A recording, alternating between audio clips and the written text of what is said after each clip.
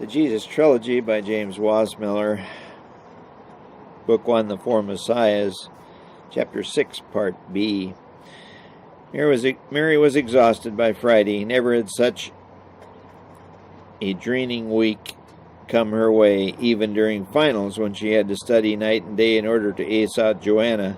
She made a quick supper and left it warming. She went out to where Joseph was working and said, "Would you mind if I left early? Supper is ready." "Sure, go ahead," Joseph said. "Is there anything I can do for you, Mary?" She turned away, but then looked back quickly. "We need to talk about the job, my job. I'm working all day Sunday here. Got to get things cleaned up. Started Barnes Monday. I hope it will work out for you, full time, I mean." "We'll talk Sunday," Mary said, and quickly slipped through the door and ran down the path, tears welling in her eyes. What could she do? She was in a terrible mess. No one to talk to, and no father for this baby. She suddenly felt a wave of nausea. "Oh, no," she thought. "I can't throw up here." Somehow she suppressed the reflex and hurried on. As she walked, she felt more and more depressed, more and more boxed in. She had to help Joseph, yet she had other job obligations. Her other job was important too. Didn't Joseph realize that? She had really wanted to go to the university, and now she was pregnant. She was nauseous, her breasts hurt, and her head ached. Everyone would think Joseph was the father once her secret got out. The trap was tightening. Joseph and she had never shown even 1 ounce of affection for each other.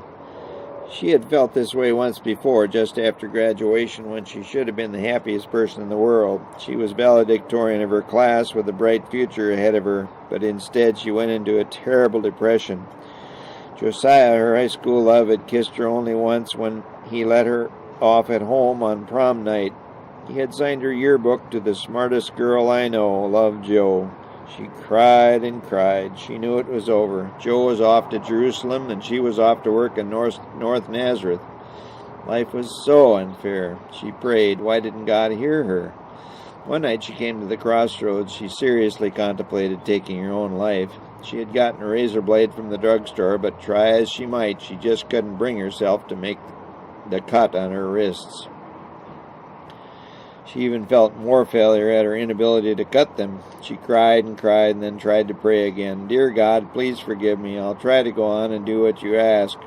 But please help me. I don't know where to turn." She wasn't sure if that prayer was heard or not. God probably thought her a terrible person. He, no doubt, thought her insincere. Look what she'd just tried to do. Now she was spiraling back into the same depression again. Where was someone to talk to? Someone who would help her? She cooked supper for her mother and went straight to bed. She was exhausted. Tomorrow would be better. It had to be. Mary was asleep before her head hit the pillow. Church the next day was a disaster. The regular priest, Vilnor, had to go up to Judah above the East Hills. Apparently Zacharias, the old priest there, had been taken ill, and Vilnor had to fill in. The student Eliakim had to substitute for Vilnor. Mary couldn't place him at first, but then remembered him from school. He was 3 years ahead of her. He was now attending the seminary in Bethel and was nearly finished. As the sermon dragged on, Mary began to wonder what had happened to old Zacharias, her cousin-in-law. And how was her cousin Elizabeth? Why couldn't her cousin Elizabeth be the one to have this baby? Mary smiled. How ironic. And whose baby was this anyway? The blue-eyed angel had been vague. She decided to ask Eliakim, the new young priest, about Zacharias. She caught him as he was stepping out the door of the church. "A stroke or something," Eliakim said. "Mary, Mary," a loud voice came from behind her, and someone grabbed her arm, pulling her toward the door. "How are you?" It was Joanna.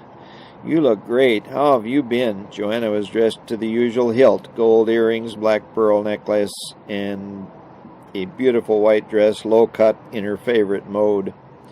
"I'm doing good. How is school?" Mary was not really happy, but was happy to see Joanna. "It's wonderful. You should see all the boys and the parties. The teachers are great. You must come for a visit sometime." Joanna really didn't mean it. "I'll do that," Mary smiled, not meaning it either. "The party we had last week was grand. A prince was there. They said he was Castor, the son of a Roman governor. Did you ever see Josiah?" Mary asked. "All the time. We were in several classes together. Is he playing football? Mary's curiosity showed. I think so. Can you believe it? A prince? He actually kissed my hand. Mary was relieved to assume that Josiah and Joanna were not dating, but Josiah wouldn't want a pregnant girlfriend. Joanna sensed Mary still had a crush on the guy. Josiah says he dates a different girl each week. He better be careful or he'll soon be a father. Joanna had pushed the right buttons. Mary's heart sank down, down, down. Why couldn't Josiah be the father of this baby? I'm just here for the weekend, having some friends over. Drop by tonight if you can, Joanna said casually. I've got to work, Mary said, which was true. Both Mary and Joanna were thankful of that. See you. Mary squeezed her hands. Despite their differences, there was still an undercurrent of friendship between the two. Always had been, always would be. Good luck, Mary, Joanna said as she turned to go. Mary did need some luck. Mary had to close the market down. Joseph didn't need her today. She wondered idly why didn't that man date. He had such great looks. 3 kids, though. That was a turnoff. Her mind was wandering aimlessly. It was totally frayed. The sun set at 6, and a beautiful one it was. Pink, purple, red, orange. It relaxed her a little. The sun always came up and then set. She knew this was a daily promise from God. There must be a way out of this mess. But so far she couldn't see even a flicker of light at the other end of the tunnel. Her nausea was worse in the mornings, so she took off quickly to get to the market, which stayed open until 9 on Saturday nights. Mary hugged her mother as she left the house for the market. Her mother sensed something was troubling her daughter, but hadn't asked her about it yet. There would be a right time. There always was. The 2 women understood each other, but were not close. In fact, Mary felt closer to her father, who wasn't even alive. She felt guilty about this, but didn't know what to do about it. She had to let it slide for now. One of these days she would confide in her mother. It had to be done before someone else told her. And it had to be done before her mother noticed the telltale bulge that would soon be forming. Mary figured she had a couple of months before she would have to face that dreaded task. One reason she kept this market job was that she got half off anything she bought there. It was not a big store. The new one up the street was a lot nicer, but this was okay and was still fairly busy. And that 50% discount really helped. She checked a few customers, and before she knew it, 9 o'clock had rolled around. She would balance the till, put the money in the safe, and close the store. Aram ran a tight ship, but he had complete trust in Mary. She locked up, closed the door, and headed off down the road. She now remembered the party of Joanna's.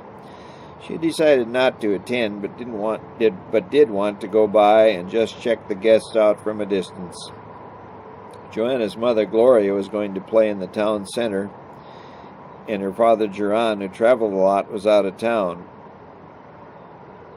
Mary walked down the street and saw Gloria on the street corner with someone Mary didn't know. He was a big man. He looked like a man from the patrol, a soldier perhaps.